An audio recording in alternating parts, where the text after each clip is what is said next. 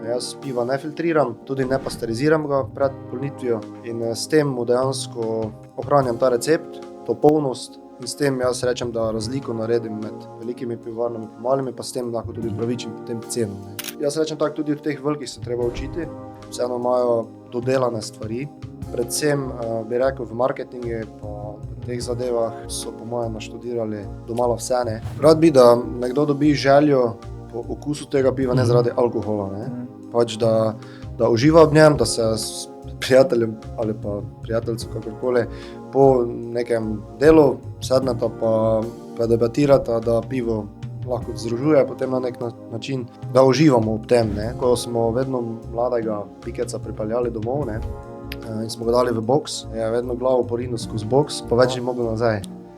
In te jaz rečem, da je tako s tem pivom tudi, tako enkrat probaš, ne greš nazaj.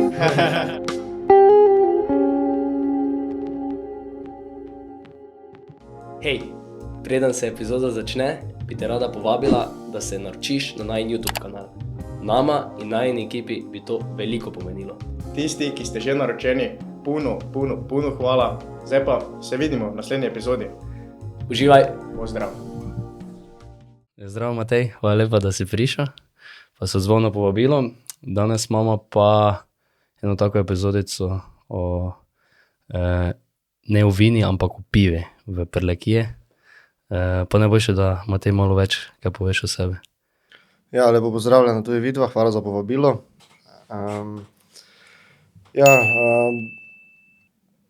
Kaj je za povedati? V glavnem, s pivom sem se nekako spoznal na študiju živilske tehnologije v Ljubljani. Tam sem kot 4. letnik, se pravi v 4. letniku faksa smo lahko študentje zvarili svojo lager pivo za končni žur. Se pravi na koncu leta smo potem lahko tisto pivo zvarili in ga spili. To me je tako navdušilo, da sem nekako začel doma razmišljati, kako zvariti pivo. Neke osnove so nam dali že na študiju živilske tehnologije, ampak vseeno med samim procesom sem potem uporabljal dosti improvizacije. Predvsem tehnologija je zelo draga in v začetku ne moreš delati z najboljšimi mašinami, tako da je kar dosti improvizacije, ja. Začeli smo potem nekako... Kako je bilo tisto prvo pivo? Kakega okusa? Je bilo uspešno ali ne? Ja, to zdaj več ne spomnim niti, ampak bili smo kar navdušeni, ker to je tako, pivo zvariš, potem pa ga lahko še recimo čez tisto pivo, smo mi poskusili čez mesec dni komaj, Aha, okej. ker ko ga zvariš, še ni alkohola notri, tako da je brez veze, Okus ima iste? Ne, tudi okus se spremeni, ja, seveda.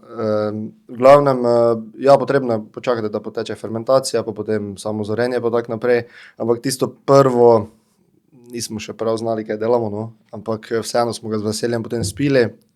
Imam dosti prijateljev, tako da ni bilo to problem narediti. Ja. Tisto, kaj sam narediš, je ponavadi ti dobro, ne? Ja. Tudi če je ne dobro, ne? Ja, res je, ja. Zakaj? Ja, potem se je začela stvar vedno bolj prijemati, jaz sem to vedno imel kot hobi.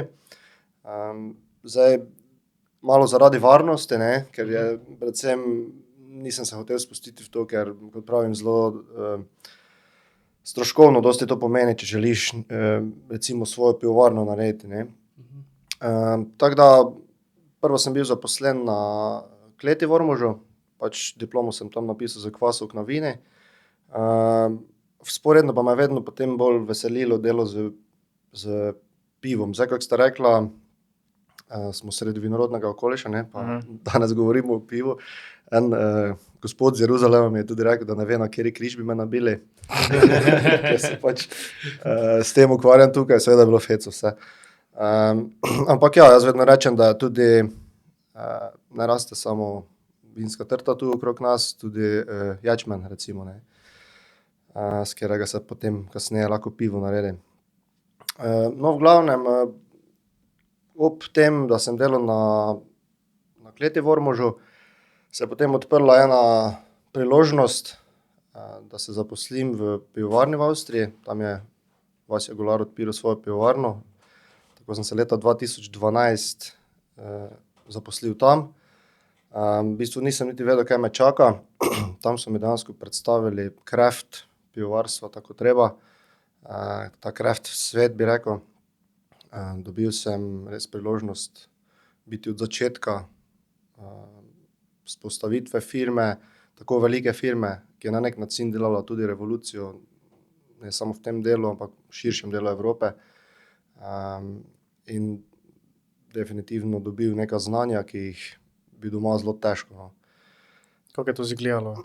Ti verjetno te s pivom vseeno ne smel nekih drastičnih izkušenj, ne?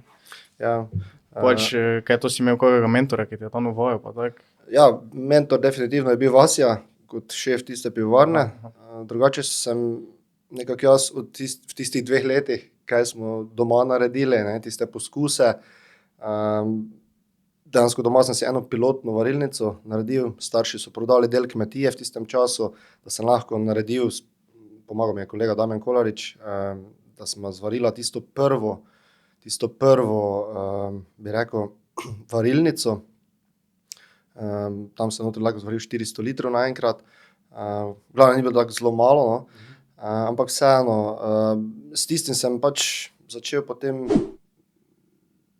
svoj recept razvijati, bi rekel, no. Ampak zdaj dejansko potem, da se vrnem nazaj z zaposlitvijo na Bevogu, sem pa lahko začel ta recept dopolnjevati, ne. In ga dopolnjeval tam, da v bistvu zdaj sem zadovoljen, no. Tako da, ja, 5 let nazaj sem postal zadovoljen z receptom. Tako da, Dolgotrajni proces, to je, Ja. ne? ja. Kaj pa je bila tvoja vloga tam v pivovarni? Mislim, ti si se zaposlil kot... Ja, jaz sem se zaposlil kot živilski tehnolog, ampak vseeno ni to zdaj poklic, se pravi, za katerega si se izučil, ne. Ja. V glavnem, poprejel sem za vso delo, no. Ja. V začetku firma je bila zelo mala, ne, tako da, če si predstavljate, na mali firmi je potrebno res vse delati v Ja. začetku. Tako da, v začetku bi rekel, ne vem, od metle do laboratorija, bi rekel, no, tako da res priča čisto vsemu, kar me je nekako tudi izpopolnjevalo, tudi kot človeka, bi rekel, no. Dosti novih prijateljev sem dobil tam, sodelavcev seveda, tako da smo kar dobra klapa, še vedno. Pa potem sem se nekako specificiral, tako da zdaj dejansko opravljam samo še varjenje piva. Nisem več recimo pri polnitvah. Kaj pa spada točno pod varjenje piva, pod tudi sektor? Mogoče vam razložim, kako poteka moj dan. To lahko. Ja, najprej se zmelje slad, no, čisto tako, se zmeša z vodo, to vse poteka tam polavtomatsko, bi rekel. Potem 8 ur traja to varjenje. Zdaj, kaj se dogaja med samim procesom?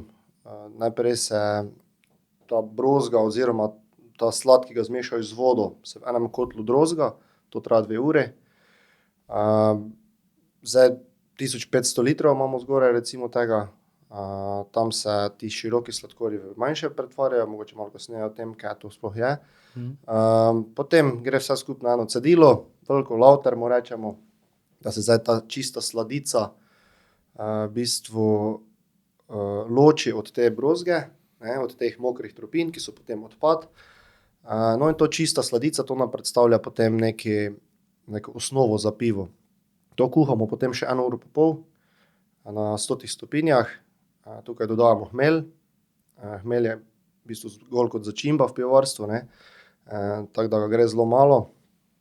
V različnih časovnih dodatkih se dodaja hmelj, odvisno od tega, koliko hočemo grenčine, koliko arome.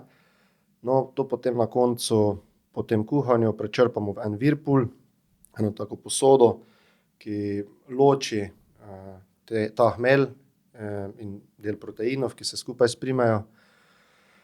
In potem vse skupaj ohladimo v fermentor. Tam se začne fermentacija, no in do tam recimo traja moj dan kot varilec. Kaj je to, ti zdaj, ki imaš recimo svoj recept, pa ki točno veš, kakšna mora biti na en sladkost, grenkoba, Ja. to imaš ti kaj točno na timer, moraš iti, ne vem, dodati te sestavine Ja, dejansko to tako poteka, ja. na sekundo, Bolj točno. ali manj, dobro na sekundo, no. Minuto. Mogoče bolj na minuto, ja. Zdaj recimo za pri moji pivovarni doma je tako, da vam samo povem, kaj je razlika med ječmenom in sladom, ki ga danes uporabljamo. Ne. Okay. Ječmen imamo posejan na njivi, ampak zdaj, če bi samo ječmen zmleli, pa dali recimo vodokcoj, pa kvas, se ne bi zgodilo nič, zaradi tega, ker je v ječmenu so kompleksni sladkorji, ki jih kvas ne more spremeniti v alkohol. Ne. Zdaj recimo pri vinu je drugače, ne. Pri vinu imamo grozdje, stisnemo, dobimo grozdni sok, če damo tam notri kvas, začne takoj fermentirati. To kao enostavni sladkorje. Tako. No, pri ječmenu je pa tako, da moramo ječmen namočiti najprej v vodi, da začne rasti, potem to rastlino posušimo v eni fazi, ker ko raste, si encime sprošča, da začne lahko razgrajati ta sladkor, ta škrob oziroma ta kompleksni sladkor. In v tej fazi ga mi posušimo in temu zrnu zdaj ne rečemo več ječmenu slad, oziroma ne rečemo več ječmen, ampak ječmenu slad. No in ta slad jaz potem uporabljam. Ne. Zdaj sami doma ne delamo ječmenovega slada, moramo ta ječmen, ko ga poberemo, peljati v sladarno. Kot če bi imeli pšenico, pa bi želeli moko, pa nimamo mlina. Zdaj v Sloveniji ni sladarne, je najbližja v Novi Gradiški na Hrvaškem. Kako pa to mislim, ogromno pivovarne v Sloveniji pa... Ja, zdaj praksa je taka, da si pivovarne same ne delajo slada in čeprav jih je dosti v Sloveniji, še vedno ne dovolj, da bi lahko, ne vem, se to izplačalo, ker to so zelo veliki koncerni. Tako da vozimo to v Novo Gradiško in potem tam kupimo slad, se pravi nazaj, praktično svoj ječmen. Ječmen pa vi gojite? Tako, doma ga imamo posejanega. Aha, prav na vaši kmetiji? Ja. Sicer je tako, da se ta ječmen pobere tudi iz okoliških kmetij, pa se potem skup dol vozi, tako je to iz tega okoliša. Potem pa se s tem dela, ne. Tu se potem začne ta postopek, ki sem ga prej omenil, ne.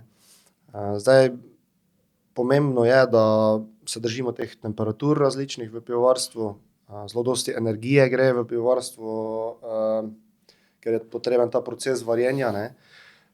Zdaj, jaz sem si doma varilnico sestavil v bistvu na osnovi sončne energije, ker imamo dosti prostora na strehi, smo dali gor sončne celice, sončne panele in je potem vse skupaj celi sistem narediti na elektriko.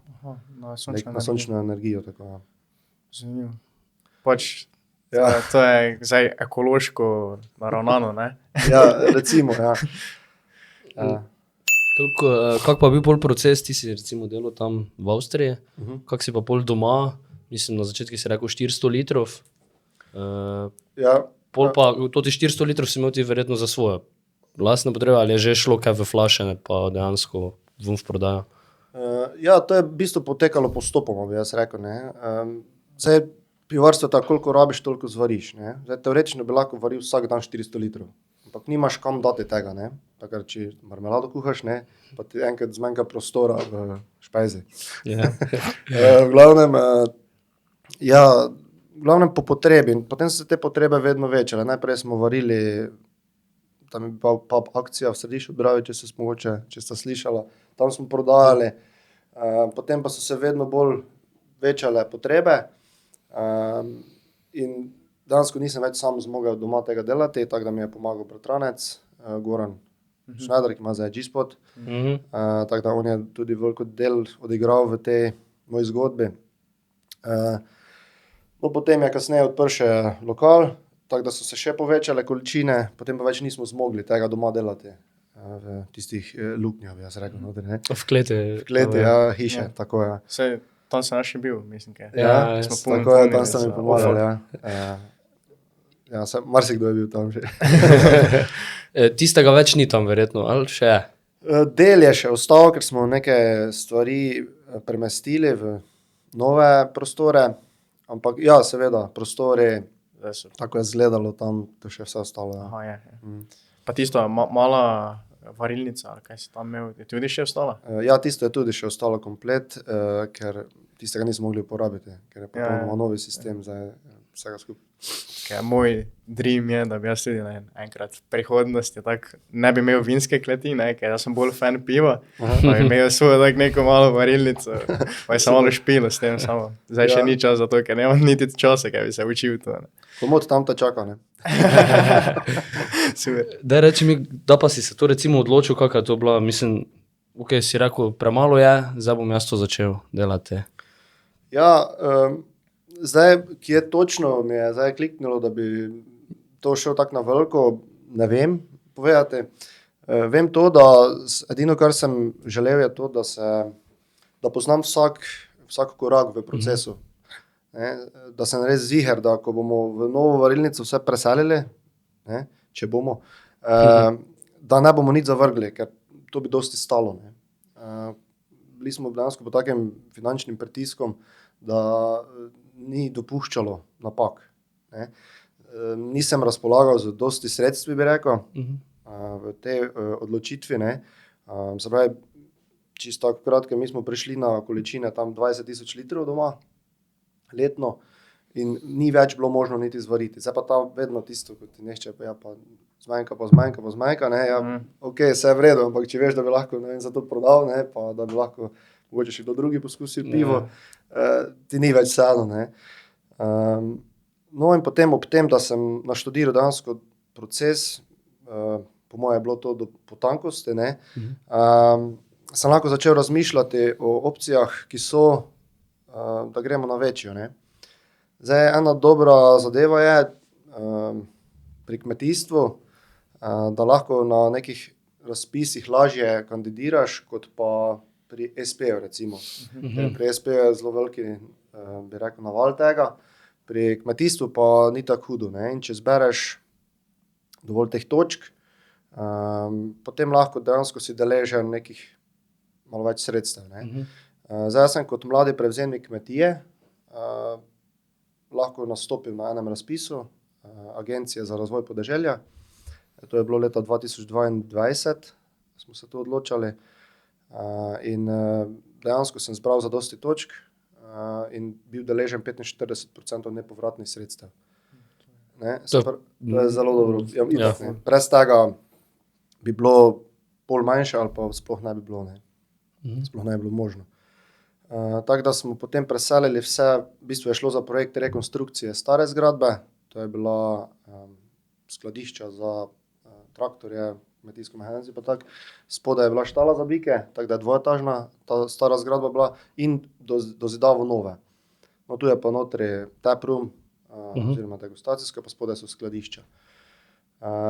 Zdaj, celotni objekt sem si zamislil potem tudi nekako zeleno, kako smo prej ugotovili, da bi na 34 metrov meri, tako da so zgoraj sončni paneli, 50 kilovatna elektrarna, drugače povedano, s pomočjo katere lahko zdaj zvarimo 60,000 litrov piva letno, brez da bi dokupili energijo. Ne, 60, rekel si pa, da so takrat bile 20. Ja. 20,000, ja. Zdaj pa brez elektrike 60. 60,000, brez da bi dokupili tako energijo. dokupu, Tako, ja. Pa tudi pač kapaciteta je za 80,000 litrov. Zdaj, če bi recimo delali toliko, bi potem lahko, mislim, potem bi dokupili energijo. Ne. Trenutno pa zdaj vse laufa na sončno. Tako, res je. Zdaj, letos še nismo imeli, oziroma nekaj malega smo dokupili energije, ker smo imeli neko sredletno neko škodo celic, tako da smo en del elektrarne ni delo, drugače pa ne bi dokupili energije, ne.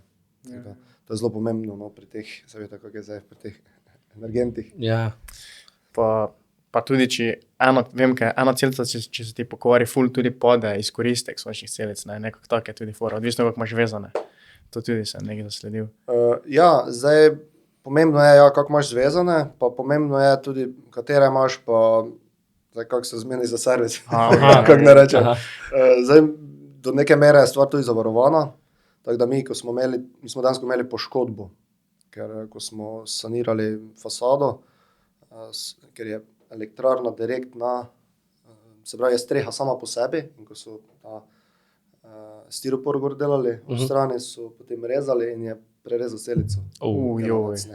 In zato je bilo, da pač ti paneli, ki so bili ob strani pri cesti, ko se sreča z fasado, to je bilo za nič potem. Da smo en čas čakali, smo ordili papirje, pa da smo pač vse skupaj popravljeni. Zdaj vse štima. Zdaj štima vse, veselo, čakamo sonce. Kako pa bil ta proces priprave oziroma ti si verjetno načrtoval pivovarno, verjetno tudi neko dokumentacijo bilo potrebno pripraviti, mogoče glede tega? Točno, pa tvoje, ti si sam načrtoval varilnico, ne? Ja, zdaj, v tistem času korone, malo več časa. Pa še korona, ja. Malo več časa, takrat sem si nekako narisal varilnico, pa še en mašin, s katerim peremo sode za točeno pivo. No, ja, tako da sem se kar v mislih vedno že sprehajal, kako bude vse funkcioniralo po vrsti od A do Ž. Ja, varilnica popolnoma potem na elektriko, gre to vse skupaj prek olja za prenos toplote, tako da grelci grejejo olje in potem to olje kroži po recimo tistem kotlu, ki ga greješ. So še kakšne druge opcije drugače? Ja, jaz sicer te opcije na olje sploh ne poznam, ki bi imeli, tako da je to bila kar taka na meji malo rizičnega, ne. Nismo vedeli, če bo to laufalo. Inženirski. Ja, drugače, recimo v Avstriji imamo na para poganja vse skupaj, se pravi plin, parni generator dela paro in potem s pomočjo pare greješ. Obstaja pa, ne vem, tudi, zdaj to je že čas povozi sicer na kurilno olje, potem energenti različni, pač kaj komu paše mogoče, ne, najbolj ne.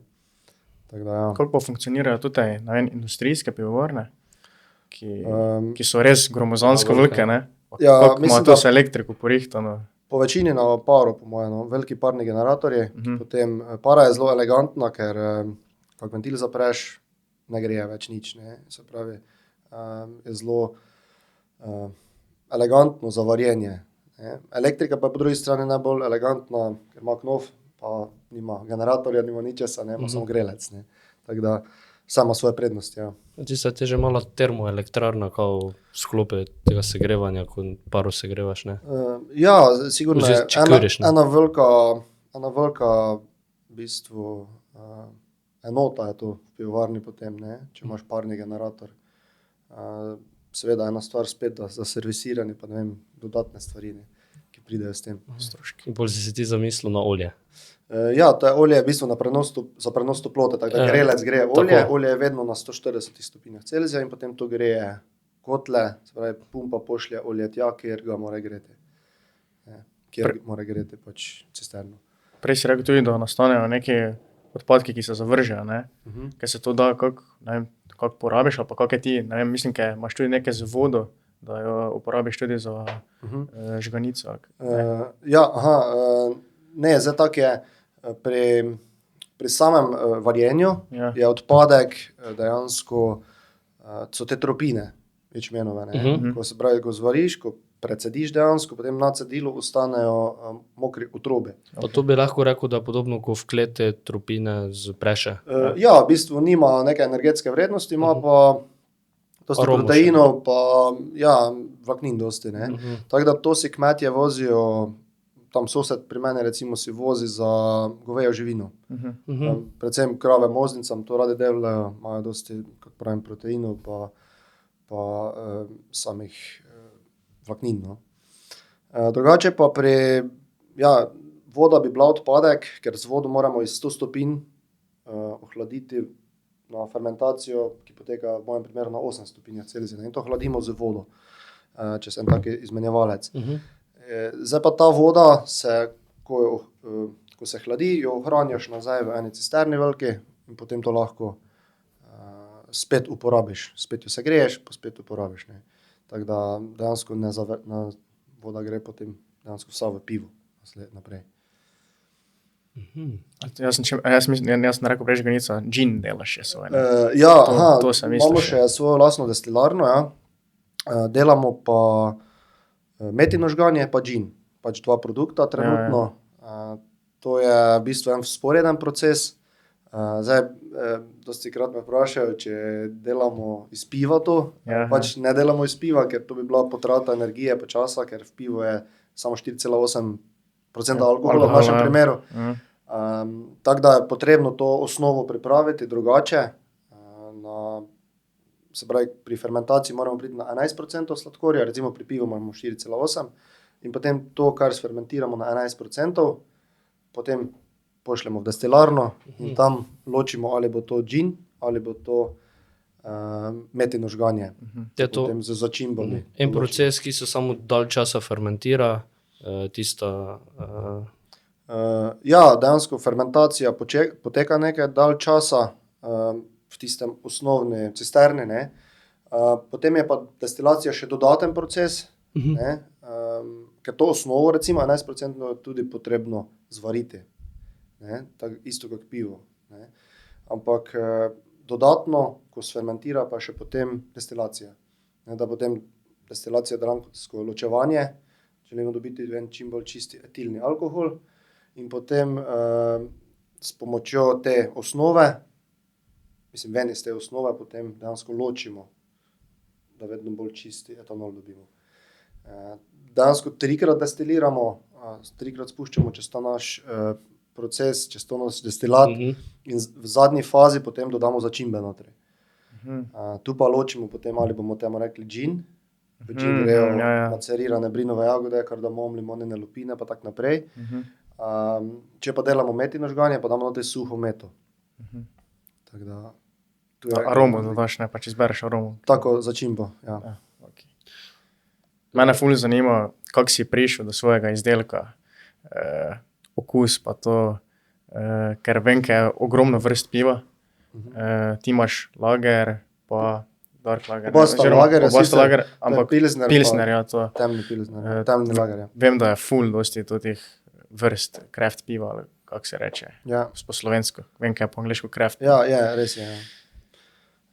Ja, začelo se je tako, v osnovi sem želel narediti pivo za sebe. Ja. Tisto, ki ga lahko, pa ne me zdaj narobe razumeti, vsak dan piješ, ne. V glavnem, recept je nastajal, kot sem rekel prej, sproti, ampak dejansko narediti pivo, ki je enostavno za širši krog ljudi, da nima preveč kompleksnosti, pitno predvsem, ne.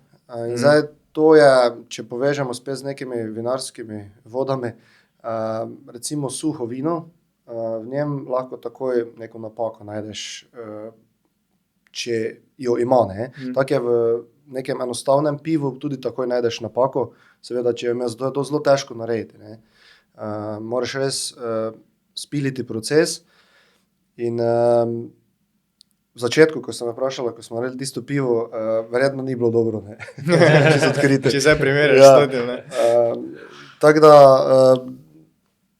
ja, s tem lager kvasom, s katerim delam, lahko narediš neko enostavnost, tudi enostavne surovine potem uporabljam, ki recimo se lahko kdajkoli, ne vem, si odpreš pivo, ga lahko sprva zavohaš in to, ne, probaš tako pitnost predvsem, no. Ja. Kaj pa glede logota, kako to, da si se za njega odločil, pa... Logotip je nastal, ko sem prej rekel, da so starši del kmetije prodali, da smo lahko naredili tisto opremo. Ja. Tako da je ta logo v bistvu kot zahvala, tribut kmetiji pa staršem, to je bikova glava. Imeli smo govejo živino, ampak ne škotske, kak je na sliki, mislim na logoti. Imel sem jaz malo več las včasih, pa malo bolj razpršeno frizuro, zato je škotski. Škotski bik, ja. Nima pa veze z vrsto bikov. Drugače, ta kvadrat za bikovo glavo predstavlja ječmenov slad, no, zato je rumene barve. Pa ko smo vedno mladega bikeca pripeljali domov, ne, in smo ga dali v boks, je vedno glavo porinil skozi boks, pa več ni mogel nazaj. In te jaz rečem, da je tako s tem pivom tudi, ne, tako, ko enkrat probaš, ne greš nazaj. Fejst dobra storija. Ja. Nesem si mislil. Ja, pa notri ima še v desnem oku ima zeleno oko ima, tako da tu te nekako imeli še predstavlja tisti tisto začimbo. Kako to pa, da si se odločil za manjše flaške polnjenja, recimo napram večjim? Zdaj, imam sicer doma priložnost preurediti novi polnilec tudi na pollitrske steklenice, ampak zaenkrat mala flaša, ne vem, mogoče zaradi butičnosti, ne vem, pa tudi te flaše so v bistvu klasika, najlažje dostopne. In zdaj, če v začetku, če odpiraš neko firmo, želiš skrčiti nekako raznolikost produktov, bi rekel, ker s tem si zmanjša stroške tudi. In zato sem trenutno pri malih flašah. Imam pa 2026 plan tudi narediti pol litrca. Drugače so tako tudi v povpraševanju, ker ali 0,33 so se zdaj že navadile? Ja, oboje, no. Pač odvisno od pivca, bi rekel, ne, ki pije. Zdaj so se kar navadili na 0,33, dosti vprašanj pa se pojavlja po pol litrci, predvsem poleti. Ja. Več je že, ja. Tako da ja, bomo kar po moje z januarjem 2026 začeli z večjimi steklenicami. Tako da glavno poslovanje trudno temelji na sodelovanju G-Spot, te svoja pivovarna, ki nudiš ogleda, ne? Ja. Pa zaključne druženja, ne? Ja. Pa še kaj, imaš še kaj? Ja, imam zdaj v bistvu enega distributerja tudi za pivo, ki so, oni v bistvu ponujajo, so prodajnik za kavo, za bar kafe in so me nekako spoznali. Lani so prišli na ogled in so bili navdušeni, tako da je zdaj v bistvu to postal tudi moj distributer za pivo. In mi pač zelo sem zadovoljen, ker zelo mi pomagajo, pridejo dejansko na mesto, poberejo pijačo, pa izdelke, pa potem sami dalje v lokalih predstavljajo, prodajajo pa tako naprej. Tako da to je super. Ja. Kjerih lokalih so se prodajali trudno vse to? Vem, da v Mariboru v tistem enem je, ali? Ja, v bistvu je v Mariboru je točeno že, Brupubu, koliko vem, potem je v Nani na trgu. Ja, Nani ja. Ne sem vedel, to je mora iti pogledno. Ja, se pa Provat. tudi v Murski je že prisotno, pa v Celju recimo. Letos bomo tudi na Fontani v Žalcu prisotni. Tako da, ja, se niti ne vem, no, pravzaprav. Ja. Ena štorija je, da sem se peljal v Vučji vesi tam, pač domov, pa se s kolegom stavimo na pijači, bo vim gor plakat. Skolibir. Te bo nekaj, kako pa to, ne? Sem rekel, ne vem, probajmo naročiti. Dobre pa smo naročila, pa smo dobila pivo, ja. Tako da ne vem niti več, ki je. To mi je vredno. Kako dobro. Veš, kaj sem mislil vprašati, recimo, kakšna pa je zdaj razlika med tvojim pivom pa recimo industrijskim pivom, ne vem, neke velike pivovarne. Kaj ti je pri tvojem bolj všeč, da si se odločil za njega? Ja, pri velikih pivovarnah, zdaj, kako to povedati, no? Da bo politično korektno. Ne, pa ne politično korektno, no, da ko do neke mere zraseš, ne, po moje si prisiljen, da začneš, ker je to, zdaj recimo, če si predstavljate, da jaz delam doma 20-25 tisoč litrov piva, ne, Union, oziroma Laško 2 milijonov hektolitrov, ne. To je pač neprimerljiva številka, ne. In ko priješ do neke take številke, po moje je potrebno, da začneš z filtracijami, da pivo bolj zaščitiš, da ga tudi pasteriziraš, se pravi, da ga pred polnitvijo segrevaš, da ga s tem zaščitiš, da si potem bolj ziher, ker to gre na toliko mest, ne, da ne moreš več kontrolirati in s tem se zaščitiš. Zdaj pri neki majhnosti, ne, pa ne rabiš tega delati, s tem lahko pa ponudiš nekaj več. Jaz piva ne filtriram, tako da je v cisterni mora biti dalj časa, tudi ne pasteriziram ga pred polnitvijo in s tem mu dejansko ohranjam ta recept, to polnost in s tem jaz rečem, da razliko naredim med velikimi pivovarnami pa malimi, pa s tem lahko tudi upravičim potem ceno, ne, da je lahko nekaj boljše. Zdaj, če bi recimo bil na precepu, da bi recimo tako zrasli, ne, da bi morali filtrirati, potem ne vem, kaj bi se odločil. Po moje niti ne bi šel tako na veliko, ne? Ker potem bi dejansko spremenil produkt. S filtracijo ti dosežeš neko trajnost, daljšo, kaj je prednost? Definitivno je bolj trajno pivo, pa pri sterilnih filtracijah dosežeš to, da se pravi, če je karkoli se zgodilo med fermentacijo, kakorkoli okužba recimo, ki se še ni pokazala, v bistvu s tem vzameš ven mikroorganizem in s tem preprečiš, da bi se pivo kdajkoli pokvarilo naprej. Ne. Zdaj, brez filtracije pa ti neko aromo ohranjaš, ali kako bi rekel? Ja, notri ostanejo recimo ti kompleksnejši proteini, ki so nosilci arome, ki se pravi eterična olja pri hmelju lahko ohranjamo na ta način. Potem polnost v okusu, tudi če pivo si zdaj natočiš, pa ga pustiš, ne vem, en dan zunaj, še vedno lahko to vonjaš. Ta recept recimo... Se ne zlifta tako? Tako, ja, točno tako po domače. In če bi pa recimo šli v neke dodatno procesiranje, da bi ga dodatno želeli zaščititi, bi pa to izvzeli, ne, pač tega več ne bi bilo, ne, tega ne želim. Kakšna pa je konkurenca tu v okolici, kaj se tiče sploh takih malih pivovarn? Je verjetno v Sloveniji kar dosti? Ja, dosti.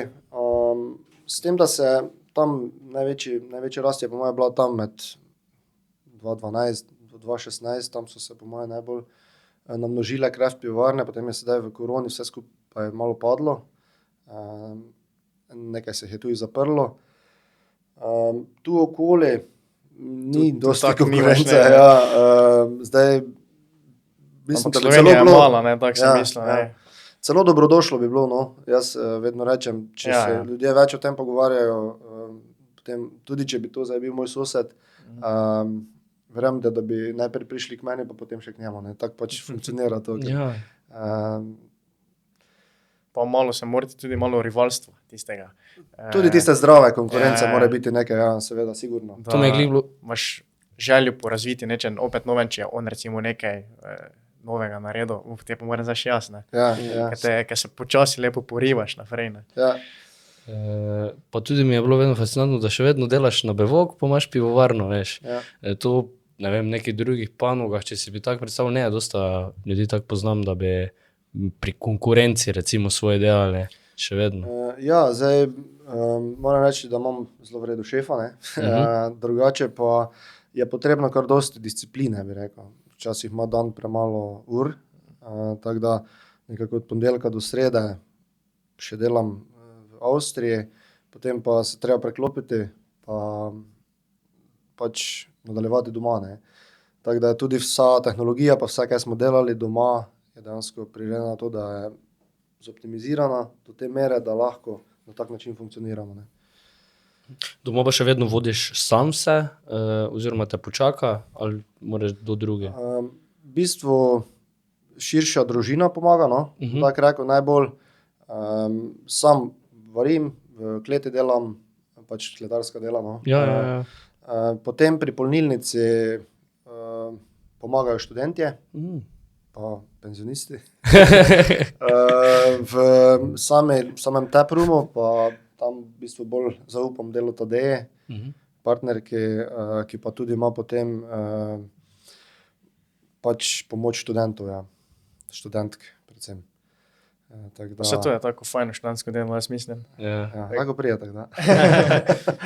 Pa mislim, res sem po moje ne ono na hard, pa da bi po moje tako, če imaš neko zaključeno družbo, se še lahko vklopiš mogoče zime. Ja, je kar zanimivo, ja, pa trudimo se držati nek nivo s tem, da ni zdaj to ravno, se pravi, da je to neko kulturo vzdržujemo s tem, kulturo pitja, kar bi tudi bi rekel, v tem craft svetu naj bilo, se pravi, da ni zdaj to nalivanje z pivom, ampak da je spoznati pivo, Kušanje piva. kar je lahko, ne, kar se da narediti iz tega, se pravi, dobra pijača za uživanje vsake priložnosti, recimo, ne.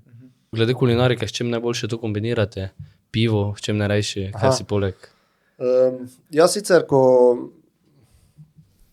na kosilu, recimo, pa kjerkoli si Ja. nikoli naročim nič alkoholnega zraven. Ne vem, zakaj sicer, ampak ne paše mi. Drugače pa, če bi recimo pivo povezal, kaj meni gre zraven, je, bi rekel, pica mogoče najbolj, ne. Zato tudi doma dosti krat kaki dogodek naredimo, da se pečejo pice v Gloven peči. Malo reklamo naredim.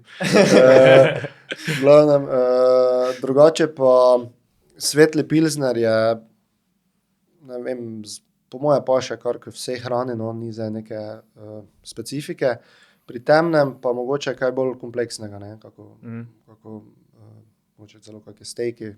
Vem, ker obstaja tudi stvari, ko eni prav delajo pivo, pa okuse pivo prilagajajo, ne vem, samo določeni specifični hrani. To sem zasledil, zdaj, da ste sigurno. Food pairing se reče v angleščini. Ja. Imeli smo doma že neke debate, zdaj, kako recimo degustacijo narediti, da bi spet nivo malo dvignili, da bi postregli potem določeno hrano še zraven k tem našim 4 glavnim produktom, ki jih imamo, se pravi 2 stila piva pa 2 destilata. Ampak zaenkrat, če je to v povoji. To mene zanima fejst, ki smo zdaj pri okušanju, ne. Vino, imaš te degustacije, pa okušaš različne vrste vina. Pa dejansko suvenirji, mislim, so dejansko specializirani neki ljudje za ocenjevanje. Ja.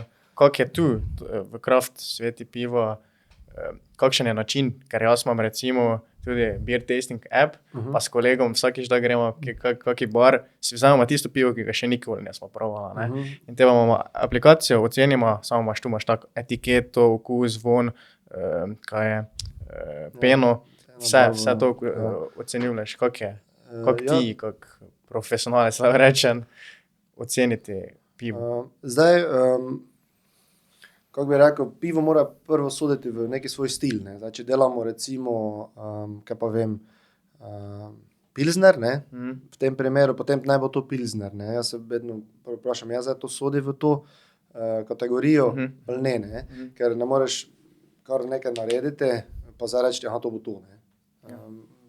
Ampak vseeno, ja, tudi pri pivu se normalno ocenjujejo na tak način, podobno kot pri vinu. Ja, od barve pri pivu je potem grenčina, obstojnost pene recimo, potem sama dejansko to, če paše v ta stil. Ja, enako kot pri katerem koli drugi, bi rekel, živili, no. Pa kaj moraš tudi povohati, mislim tako tisto, zvrteti veno ne rabiš tako vino, ne, samo tako povohaš, ne, ker vem, ker imaš tudi kozarce, imaš take. Ja, oblikovane na ta način, da lažje zavohaš. Ja, definitivno je potrebno pivo pogotniti, ne, ne izpljuniti, zaradi tega, ker imamo tu v zadnjem delu te brbončice za grenkobo, potrebno pivo tudi na ta način oceniti. Zdaj mi rečemo tudi, da kar je dobro, se ne pljuva ven, ne. Ja. Se tudi pri vini, ne. Jaz ne vem, če sem ga naplunil na staciji kaki. Tudi jaz redko. Tako da, pa potli po kategorijah, recimo, ne vem, kemija, jaz recimo tu imam kakšno pivo, ki je, ne vem, 2 od 5 točk, ne, recimo sem dal. Ampak to se tudi odvisno od kategorije, ne vem, za jaz, recimo, če meni grenko pivo ni najbolj všeč, pa mi je bolj tako brez grenkobe. To je zdaj ne fair, ne veš, kaj se tiče ocenjevanja. Ja, potrebno je biti zelo neutralen, da si potem lahko fair do proizvajalca, bi rekel, ne. Zdaj, če ocenjuješ, potem je že dobro, da stil poznaš, ne.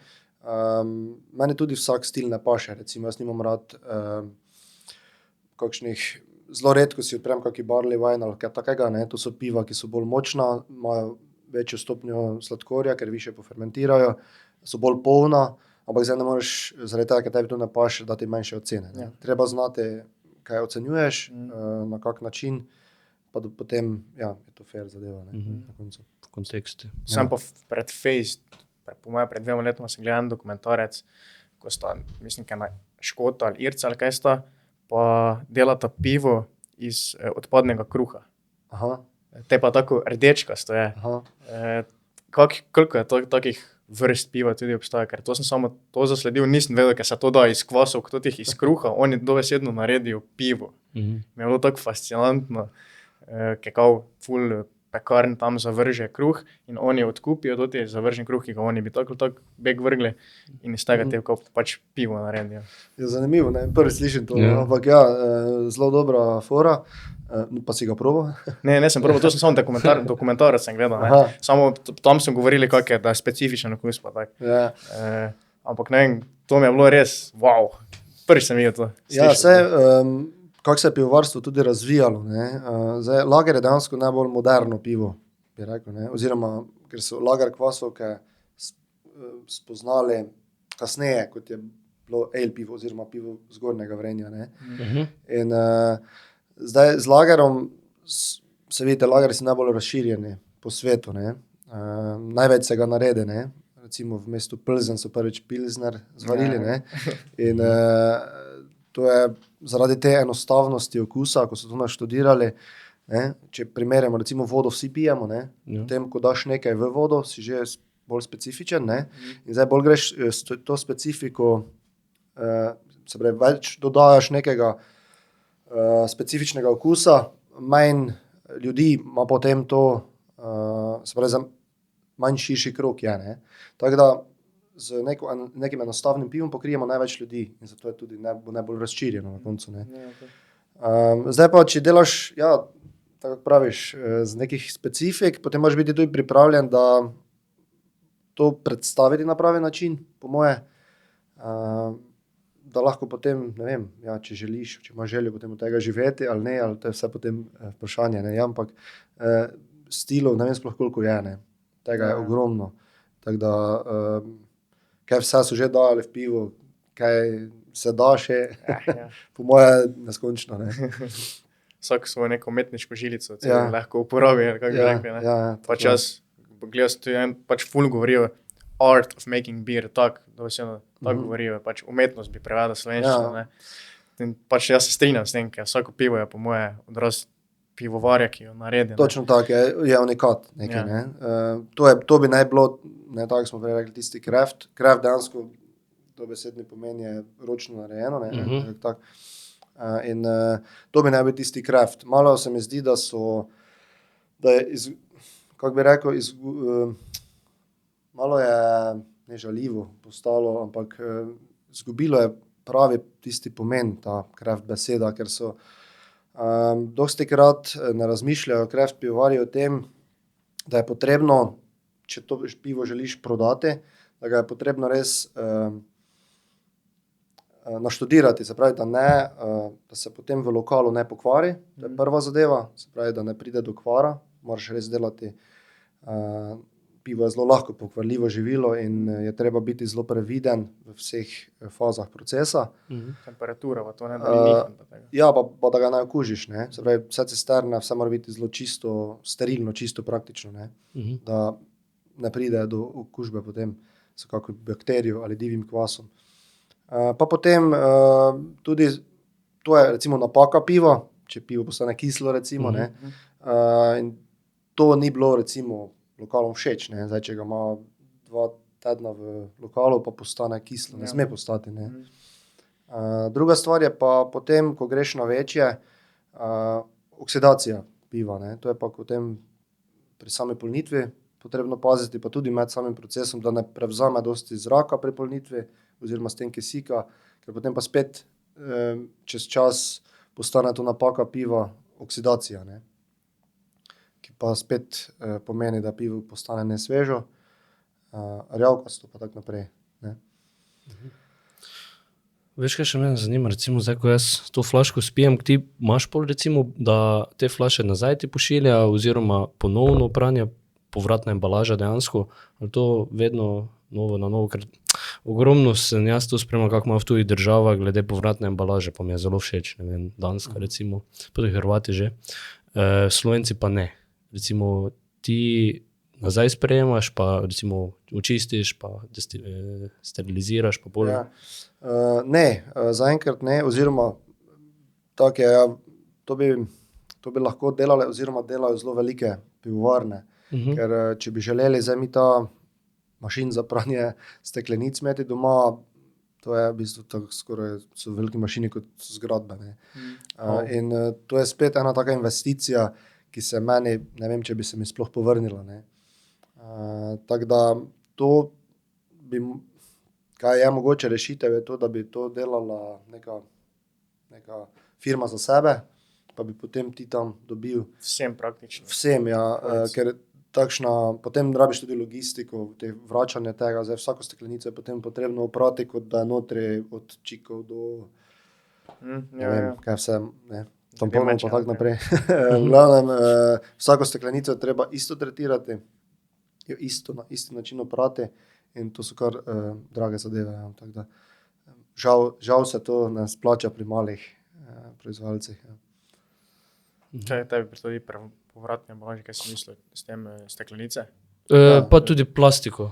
Aha, okay. Ker plastika, škoda, da v Sloveniji ni te prakse še povratnih embalaž. Sicer ja, za točeno pivo pa ja, ne. Aha. Tam pa ja, tisti Tiste sode, ne? sode, kaj so 25 litrnike imam, tisti mašin, kaj smo ga naredili je za pranje, dejansko, in to je praktično, ta sod je neuničljiv, no, lahko ga ne vem kolikokrat pereš, menjaš samo dihtunge notri, na vsake toliko in to pa funkcionira, ja, tako da tu pa smo malo bolj zeleni.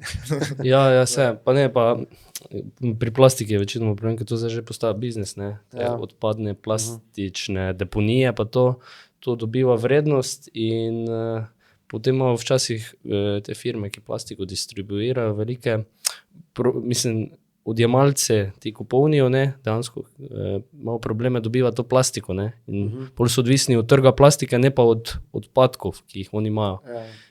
Ker jih ne morejo dobiti nazaj, ker niso njihovi več, ne, ker je od komunalnih in inih podjetij. V tem smislu, ampak ja razumem, to je mala firma še in verjetno se to ti je- res ne splača. Zdaj mi sicer plastike same toliko tudi ne uporabljamo, ne. Ja.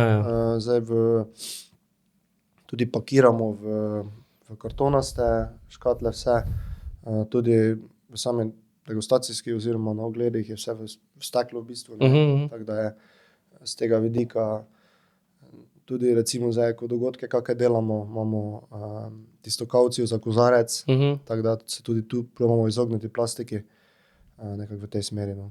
Ja, kaj pa drugače, pločevinka, steklo, kje vidiš razliko, recimo, ti imaš vse steklene? Ja, jaz imam steklenice vse ima svoje prednosti, bom rekel, no. V steklenica je, bi rekel, mogoče malo problem, da lahko svetloba dostopa do nje in s tem poškoduje do neke mere pivo. Pri piksni recimo se tega izognemo, ne. Zdaj polnilci za steklo so bolj dostopni, tako da mi je v bistvu bolj to odtehtalo. Pa ne vem, jaz sem bolj ljubitelj stekla, bi rekel, no. Ja, Čisto tako. vse je drugi feeling. Ja, nekako sem že od začetka flaširal v steklo, logično eno se piksne niti ne mogel, tako da je to ostalo potem. Je pravilno. Jaz sem se pa zanimal zdaj, ker sem se spomnil, ker je Heineken kupil Union Laško, ne? Ja. Pa v Hrvaško, pa to vse, ne. Kako ti gledaš na to situacijo, da ima praktično Heineken zemlje tu reklo, da ima 300 blagovnih znamk v lasti? Kako to vpliva na to tradicijo tega piva, ki je nastalo, ne vem, Slovenci so ustanovili Laško, zdaj pa pač nešni tujec vodi to dalje. Praktično- mislim, to je zelo težko vprašanje. Zdaj, bom tako rekel, mi smo bili v Koloradu, v Ameriki na enem kongresu, pa je, ne vem, če poznata Bruce Dickinson. On ima tudi neko svoje pivo dela, pa je imel tam na tem kongresu je imel en govor, ne. In tega en vprašal dejansko, kako gleda na to, da velika podjetja kupujejo manjše, ne, oziroma velike pivovarne, oziroma mala pivovarna pride do faze, ko jo neka velika kupi, ne. Kako gleda na to, ne. Pa ni imel pravega odgovora, pa je rekel samo, da ko je njegov sin gledal National Geographic, Ja. pa je tam tista gazela bila, ne, pa je te pač, ne vem, leopard poje, ne. Pa ga je malo vprašal, zakaj se to zgodi. Je rekel, pač to plenilci delajo, ne. Tako bi lahko rekel on v bistvu, that's what big companies do, ne. Pač v eni fazi pride do tega, ne vem, rečemo temu kapitalizem ali ne, ali kakorkoli, ne. To se dogaja, zdaj mimo tega verjetno ne moremo. Ne. Lahko v bistvu, če dejansko stojiš toliko sam za sabo, zdaj, ampak vseeno čez 30 let je nekaj potrebno narediti s filmom. Zdaj, če recimo si zelo uspešen, pa veš, da nimaš naslednika, pa je to edina opcija, potem se pač to zgodi. Okay, tako odločiš, ja. Ne, potem nimaš druge, ne, zdaj, pa, če ne propade se skupaj. Odvisno tudi verjetno, kak firma posluje, pa tako naprej. Ne, za vse pač tu pod nekim vprašanjem, oziroma je odvisno od. Ker jaz recimo opozim, ker Heineken je zdaj recimo, Heineken je vedno bil glavni sponzor fuzbala, ki je najbolj gledan šport, ne. Že to pri nas prinaša verjetno. Oni si lahko torej izberejo najljubšo znamko, torej Heineken logično, ne. Ja. Pa to najbolj promovirajo, ne. Svetovno gledano, ne. Zdaj v Sloveniji logično, ker se pač Laško unijo, ne, ker to ljudje kupujejo, ne. Zdaj ima prednosti svoje, po drugi strani pa, zdaj, če bo to vplivalo na sam produkt potem, ne, ali na delavce na koncu, ne, oziroma v začetku, da je verjetno najbolj pomembno, ne. To je pa potem drugo vprašanje, ne, kaj je boljše. Pa tudi verjetno firma, ko prije v stalež velike firme, ima neke deležnike, neke to svoje omizje, njih zanima dobiček. Niti ne verjetno toliko okus piva. Ne, to glih, ja. In Pa čim več prodati, ne. Pa se, na konci koncev je to tudi logično. To je logično, ampak za moje pojme pa recimo to ni prav, ne. Zdaj, zaradi tega, ker ravno to trenutno sem osredotočen na produkt in je to najbolj pomembno. Ne, in zdaj ne morem si predstavljati, da bi zdaj, tudi do zdaj, ne vem, do lani, lahko rečem, 15 let nisem imel verjetno od tega nič. Ne. Če bi si zdaj zlagal kam denar, takšni stroški so bili, da dejansko nisem tega nikoli počel za denar. Ne. To je tisto, po moje to tudi, bi rekel, nekaj pove o vsakem oziroma o tem, zakaj dela. Ne. Pa verjetno pol tudi te velike firme dajo tebi prostor in zato lahko ti tudi uspešne. Imaš neko zgodbo od zadaj za ponujati tudi. Ja, sigurno, ne. Se pravim, mislim, da vsak, ki ima neki svoj cilj, pa da ima to rad, ne, potem je že samo treba najti način, kako do tistega cilja priti, ne, tisti pravi način. Drugače Union Laško, katero ti je ljubše? Če bi zdaj imel tudi dve, kateri bi? Ne vem, jaz zelo dolgo še nisem pil dejansko Uniona pa Laškega. Tako bi mogoče se po barvi odločil, kaj pa vem. Laško, verjetno, kaj pa vem. Ne, res težko vprašanje, najtežje od nas. Zdaj, kdaj si enkrat v svetu kakovostnih piv, verjetno ne greš na industrijsko več, ne. Ja, sicer res je to, ne, zelo malokrat si odperem drugo pivo, večinoma Bevoga, no. Drugače pa, jaz rečem tako, tudi od teh velikih se treba učiti, vseeno imajo dodelane stvari, predvsem bi rekel v marketingu pa v teh zadevah so po moje naštudirali domala vse, ne, tako da treba tudi to spoštovati, pa jaz rečem, od vseh se lahko nekaj naučiš, ne. Zdaj, ko si omenil marketing, meni je bilo pri Laški, veš, Laško in Luka Dončić tretji, te pa so naredili rumeno, vijolično, pa LA Laško, LA tako pobarvali, pa škodale, veš. To nisem, Veš, kako mi je bilo, fejs, Kje je to bila reklama, ki? To nešče ne spi po noči, pa kdaj je bil tretji, gled, Laško. Takoj izkoristijo, ne, Kako, veš. pač izkoristijo takoj, pa to se lahko zgodi pri njih čez noč, ne. Zdaj ti, da greš, pač, ki si sam za sem, ne, pa nemaš, ne, kaj boš, ne, pač delaš. Jaz niti ne pomislil, pač ok, no, on je zaposlen verjetno v marketingu pri Laškem, ampak fejs mi je bilo cool za ideja, no, ker so izkoristili, veš, to ti trade, vse izkoristijo, ne. Hvala Bogu, upam, da je palno. Glej, on je že malo v Lašku, ne, verjetno, mogoče tudi v bloke od zadaj. Dobro, ne vem, če zdaj tako, mislim, da ne. Podzavestno, te nekaj ostane, ne? To ti marketing. Kaj pa recimo glede teh dogodkov, ki prirejaš trenutno, pa letos, pa mogoče za naprej? Kaj še, če lahko nam kaj poveš? Ja, mi smo se odločili, da bomo delali 2 večja dogodka v letu. Zdaj, lani je bilo v aprilu otvoritev, ne, takrat smo komaj začeli, zdaj sem pa rekel, da bomo v tem času prirejali tudi Skoli Beer Fest, od letos naprej. Tu bi radi malo s tem dejansko si narediš neki svoj marketing, promoviraš ta dogodek in s tem sebe, pa tudi, da malo ljudem pokažemo to, na kakšen način se da, postreči pivo, ne, kaj je lahko pivo, da malo skupaj pridemo po domače. Ne. Drugače pa drugi večji dogodek je pa potem Oktoberfest, to smo zdaj lani že speljali prvič, pa je bil zelo dober odziv. Tako da letos bi radi tudi z živo glasbo, prvič, pa tudi z lokalnimi ponudniki. Prej sem omenil, da bi pica zraven paše, tako da letos bojo pice, zdaj maja. Potem pa tudi kakšne, ne vem, še drugi ponudniki, se pravi od Kokice bomo delali, Kids Corner pa tako naprej, pač vsega malo. Je super. To so glavni dogodki, torej Skoli Beer Fest pa Oktoberfest. To fora že, ne?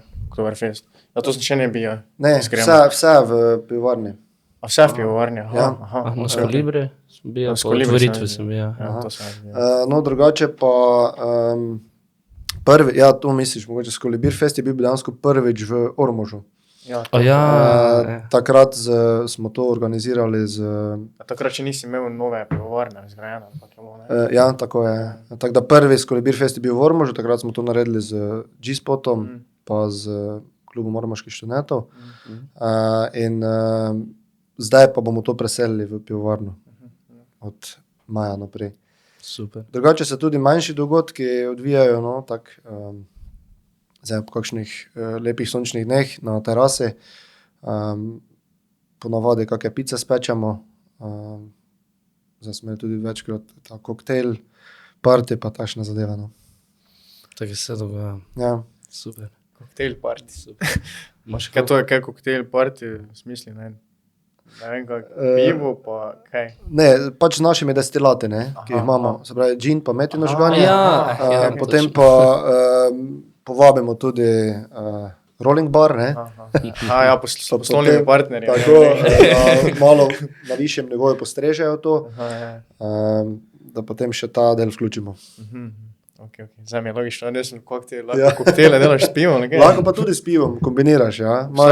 Imaš različne koktejle, ki so s pivom. No, vabljena bojo tudi na Skoli Beer Festi letos. Super. Pač kaj se meni zdi, da industrijsko pivo fest pijejo, ok, pijem, nedogled, samo kaj se napijem, ne. Pa kako bi ti spremenil to tu pri nas, to ti način pitja alkohola oziroma piva, da bi bolj bilo tako kulturno pitje. Sofisticirano. Oziroma, če te to sploh moti, se ne vem, morate te ne moti. Ja, seveda me. Gre se za to, da rad bi, da nekdo dobi željo po okusu tega piva, ne zaradi alkohola, ne. Pač, da uživa ob njem, da se s prijateljem ali pa prijateljcu, kakorkoli, po nekem delu sedneta pa debatirata, da pivo lahko združuje potem na nek način, da uživamo ob tem, ne, da to ni napijava je po domače, ne. Zato bi ga tudi mi radi ponudili na nekem višjem nivoju, postregli na višjem nivoju, zato tudi držimo produkt na nekem višjem spet nivoju, ne. Da potem ljudje dejansko uživajo ob tem, ne pa da čutijo neko potrebo po alkoholu, ne. Kar je narobe, po moje, ne. Kaj bi svetoval nekomu, ki se spušča kometo na začetki poti? Verjetno ti imaš kakšne zgodbe, ki bi jih lahko dosti hitreje rešil, recimo, ali pa bi zdaj kot izkušeni jih hitreje rešil. Ja, sigurno, ampak vseeno pa mislim, da ja, če imaš ti tisti cilj, ne, da nekaj želiš narediti, tako sem prej rekel, pa da če imaš to stvar zelo rad, potem vedno najdeš način. Zdaj, neka pomoč takemu, ki nekaj takšnega želi narediti, je zelo dobrodošla, zdaj v kateri fazi, ker so pač to take specifike. Zdaj, mi smo pač imeli v povezavi z kmetijo, ne vem, nekdo ima mogoče. Kako priti do nekih subvencij, to mene. Mi smo pač dejansko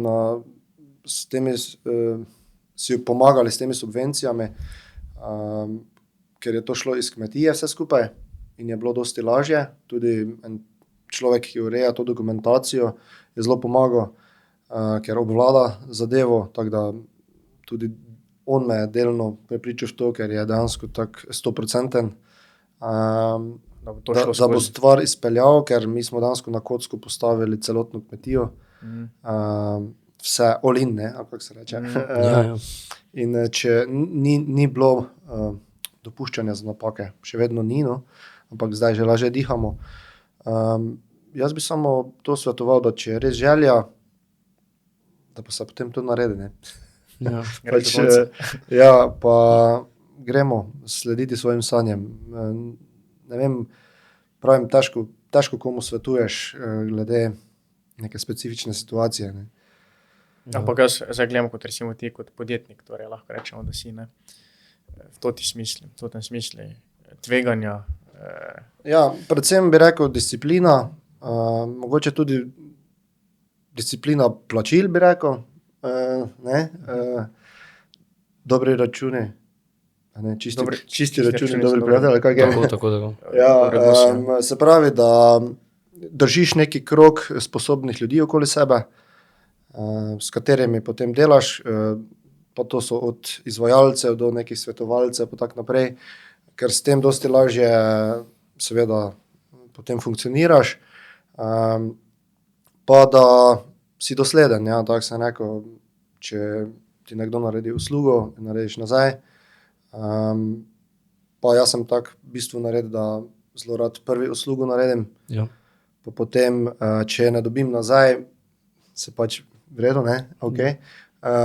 Ampak v 3-4 primerih jo dobiš nazaj in s tem začne potem neko poslovanje, se z tega rodi potem, ne. Tudi od nekih gostincev naprej do vsega.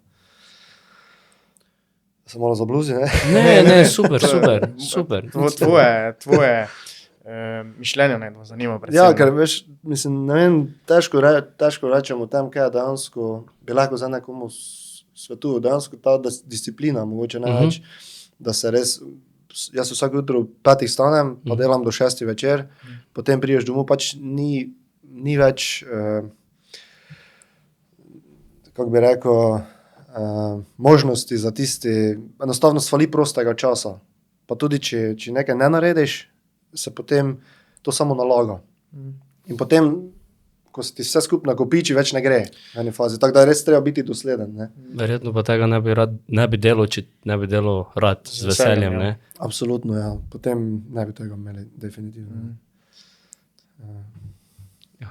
Matej. Zdaj bomo nazdravili, ne, za kamero, ne. Hvala lepa, da si se odzval vabine. Nama je bilo to vse meni koristno. Pa upam, da bo še naprej flaše letele, tako so do zdaj. Samo ne na tle, ne? Ne. Prazne. Po tekočem trake, pa čim več uspeha še naprej. Hvala vama za povabilo, pa bilo mi je v čast, pa želim tudi vama uspešno pot, ne. Hvala. Se vidimo. Se vidimo.